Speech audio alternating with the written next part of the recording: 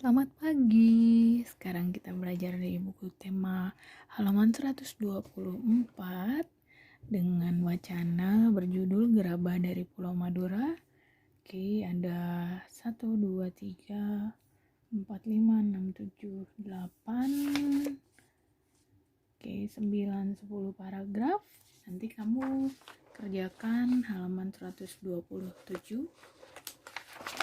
Kamu tentukan ide pokok dari setiap paragrafnya, hanya ide pokok. Ada 11 sampai halaman 128 dari bacaan Gerabah dari Pulau Madura. Oke, di halaman 125 ada istilah-istilah alat umum. Cangkul hingga ember dan alat seperti berikut: panombuk atau penumbuk, panempa, penempa, pangorek, pengerak, panyambung, wadah air, panggelet secari kain, pangajakan sejenis nyiur, pangabuan tempat abu, panompal alat menyisihkan abu dari pembakaran. Oke. Lanjut lagi ada werkower, galah berujung kawat lengkung, pamatong sejenis picau, pungku pembakaran gerabah. Adapun proses pembuatannya, menyiapkan bahan berupa tanah liat, mengaduk tanah liat, setelah jadi diambil bongkahan, menggunakan kain pangelet, bibir atau pinggiran bongkahan dibentuk, membulat lingkar. Bila yang dibuat sejenis periuk, maka pinggiran atau bibir sudah jadi lalu dianginkan. Bila yang dibuat bertelinga bertangkai, maka dibuat telinga atau tangkai. Setelah halus diteliti kesempurnaan, langkah terakhir setelah kering adalah dibersihkan. Oke, tugasmu mengerjakan ide pokok di halaman 127 dan 128. Ingatkan, ide pokok itu bisa berupa kalimat utama. Letak kalimat utama bisa di awal kalimat, bisa di awal paragraf, atau di akhir paragraf. Silakan kamu cek nanti ya. Oke, itu untuk bahasa Indonesia. Kita lanjutkan ke halaman 134. Untuk mata pelajaran IPA, ayo mengamati macam-macam kelainan pada organ gerak pasif atau tulang. Kelainan pertama adalah fraktura, patah tulang. Kelainan pada tulang akibat celaka, baik kendaraan bermotor atau jatuh, dibedakan menjadi dua. Oke, dicek bukunya halaman 134. Fraktura yang tertutup, patah tulangnya nggak sampai robek kulit atau ototnya. Fraktura yang terbuka, patah tulang yang robek dan menembus kulit atau ototnya. Perhatikan gambar fraktura.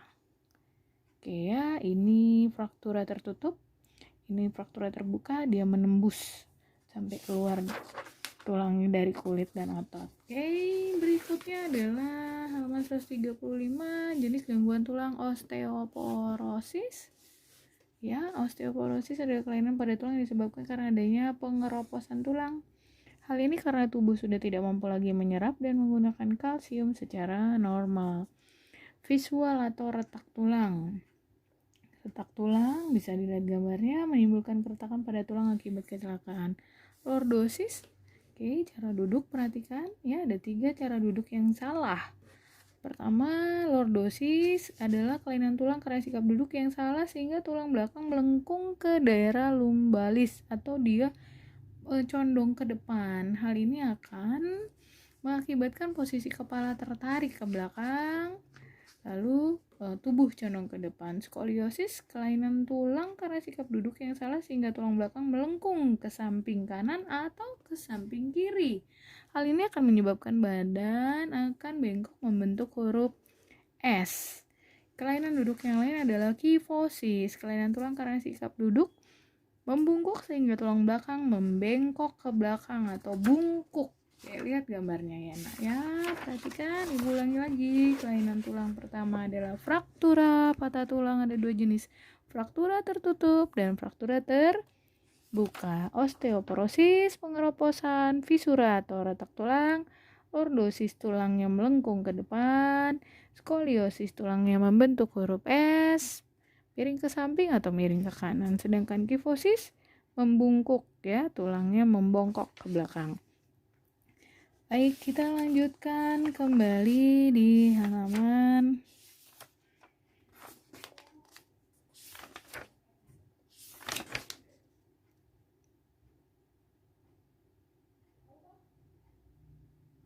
Oke, letak geografis ya. Kita akan mengamati letak geografis dan pengaruh geografis di halaman 142. Ini adalah ikon dari Selat Madura. Oke, ini adalah ikon dari Selat Madura. Lanjut, kemudian di halaman 143, geografis Indonesia sebagai negara maritim dan kepulauan menyimpan potensi yang besar dalam berbagai bidang seperti di bidang ekonomi, sosial, budaya, dan transportasi. Potensi tersebut dapat menjadi modal yang penting dalam pembangunan nasional guna mewujudkan kesejahteraan masyarakat. Wilayah Indonesia yang berupa kepulauan antara pulau satu dengan yang lainnya disatukan oleh laut mengakibatkan bervariasinya potensi yang dimiliki oleh bangsa Indonesia. Masing-masing pulau memiliki karakteristik mulai dari kondisi alam maupun kondisi sosial budaya. Variasi dan karakteristik potensi tersebut terlihat dari lengkap dan beragamnya bentang alam dan hasil alamnya. Beragam suku bangsa akan mengakibatkan beragam pula adat, istiadat, dan kebudayaan, serta beragam pula agama, golongan, dan kelompok masyarakat. Keberagaman yang disebabkan adanya perbedaan antara pulau satu dengan pulau yang lain ini tidaklah menjadi pemecah dan perenggang, namun justru menjadi pemersatu karena antara yang satu dengan yang lain bisa saling melengkapi. Oke, pengaruh kondisi geografis Indonesia sebagai negara maritim terhadap kehidupan ekonomi masyarakat. Kondisi geografis sebagai negara maritim dan kepulauan membawa banyak keuntungan bagi bangsa Indonesia. Wilayah laut Indonesia yang sangat luas, ditetapkan oleh UNCLOS pada tahun 1982 sebagai negara maritim. Bangsa Indonesia diberi kewenangan untuk memanfaatkan potensi sumber daya laut. Besarnya peluang ekonomi dari pemanfaatan potensi sumber daya laut yang sedemikian besar ini tentunya dapat memberikan kontribusi bagi kehidupan ekonomi masyarakat Indonesia hingga pada akhirnya juga akan memberikan kontribusi bagi kesejahteraan bangsa. Baik, di halaman 145 karena letak geografis bangsa Indonesia yang beragam dan 2/3-nya adalah perairan. Maka ada jenis pekerjaan yang berkaitan dengan pemanfaatan sumber daya laut di halaman 145. Contoh misalnya yang berhubungan dengan sumber daya laut, misalnya nelayan. Nelayan. Lalu apa? Kemudian pengrajin mutiara, boleh pengrajin mutiara, ya mutiara dihasilkan dari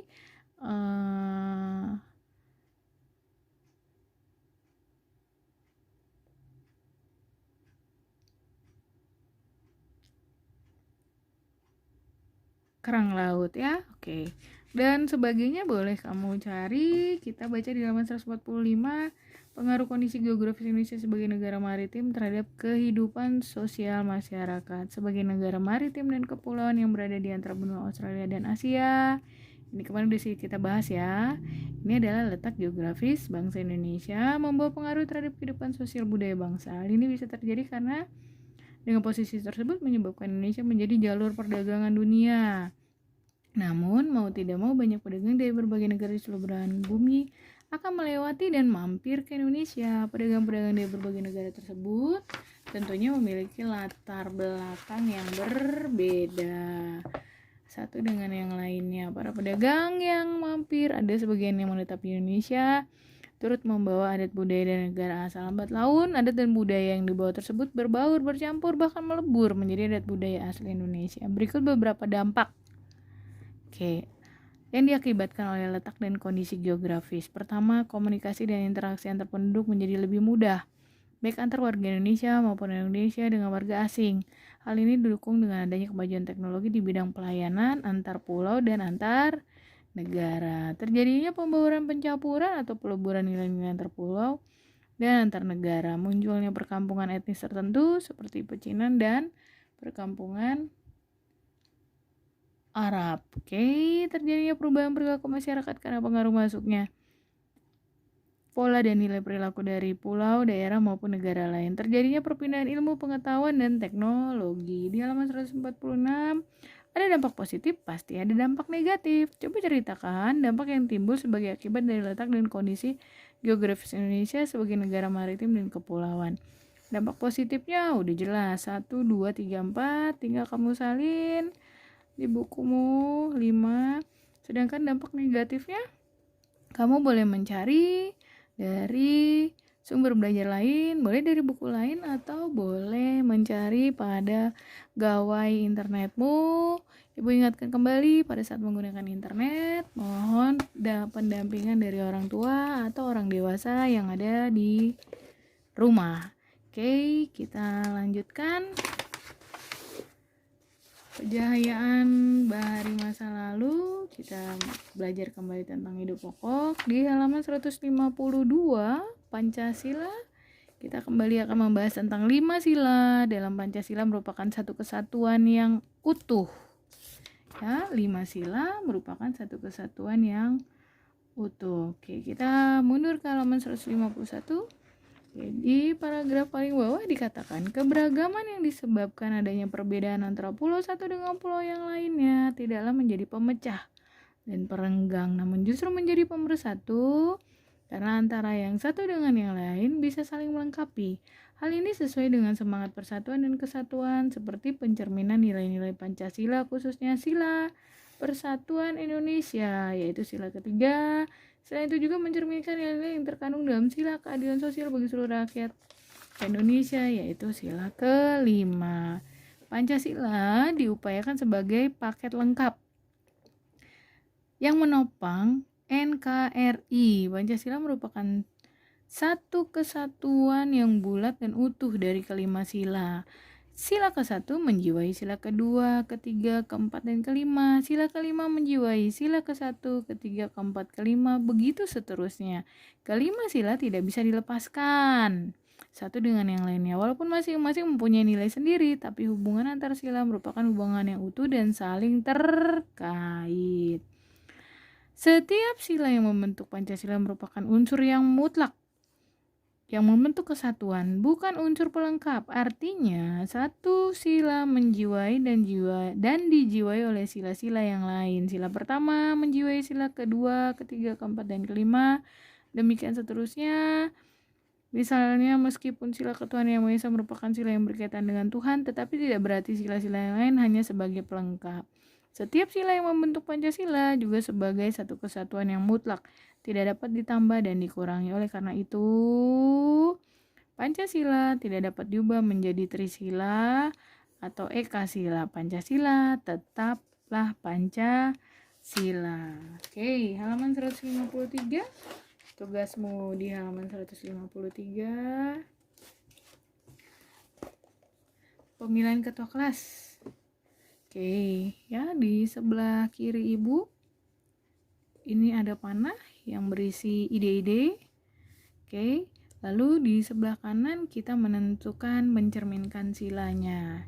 Contoh, pemilihan ketua kelas mencerminkan sila keadilan sosial, sila kelima, persatuan Indonesia, sila ketiga, kerakyatan yang bermartabat, kebijaksanaan dan persatuan, sila keempat, kemanusiaan yang adil dan beradab, sila kedua. Oke, sekarang perayaan hari besar keagamaan. Keagamaan berarti sila pertama, ketuhanan Yang Maha Esa. Sila ke perayaan hari besar keagamaan. Sila ketiga, persatuan Indonesia, karena ada unsur toleransi di dalamnya. Walaupun kita berbeda, tetapi kita tetap bersatu jua. Gotong royong mencerminkan sila kedua, kemanusiaan yang adil dan beradab, karena saling menolong. Lalu sila ketiga, persatuan Indonesia, karena dengan bergotong royong kita semakin bersatu. Lalu sila kelima, keadilan sosial bagi seluruh rakyat Indonesia, dengan bergotong royong kita membantu meringankan beban orang lain, ya. Dan seterusnya, musyawarah untuk mufakat, menjenguk orang sakit, silakan kamu kerjakan di buku tulis tematik. Halaman 154, Pancasila menjadi pandangan hidup bangsa Indonesia, pandangan hidup.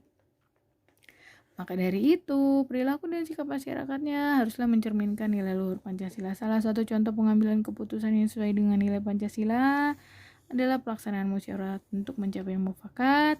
Mufakat adalah kebulatan pendapat atau suara dari peserta rapat. Lalu bagaimanakah jika mufakat atau kebulatan pendapat atau suara tidak tercapai? Jika terjadi demikian, maka akan dilakukan voting atau pemungutan suara, dan menentukan suara yang terbanyak adalah sebagai keputusan bersama. Contoh proses pemungutan suara adalah pemilu, baik pemilihan presiden, anggota DPR dan DPD, maupun pemilihan kepala daerah atau pilkada. Sekarang, buatlah laporan mengenal pengambilan keputusan yang sesuai dengan nilai-nilai Pancasila.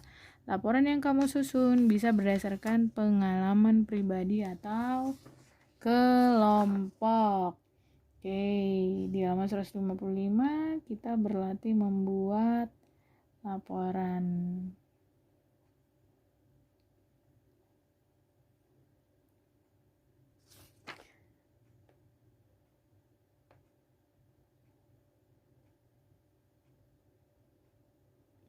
Ayo kita merenungkan di halaman 156 akhir dari pertemuan kita dengan mempelajari letak geografis dan kondisi geografis Indonesia sebagai negara maritim. Kita makin bangga dan bersyukur menjadi warga negara Indonesia. Namun juga perlu diingat bahwa dengan kondisi tersebut akan banyak terjadi penyerapan, pertukaran, peleburan, percampuran, dan pembawaan nilai dan budaya dari daerah atau negara lain. Oleh karena itu kita harus pandai-pandai memilih dan memilah nilai dan budaya dari daerah atau negara lain. Bagaimanakah sikapmu terhadap masuknya nilai dan budaya dari daerah atau negara lain? Oke, kita tetap menyaring mana yang baik dan sesuai dengan budaya kita.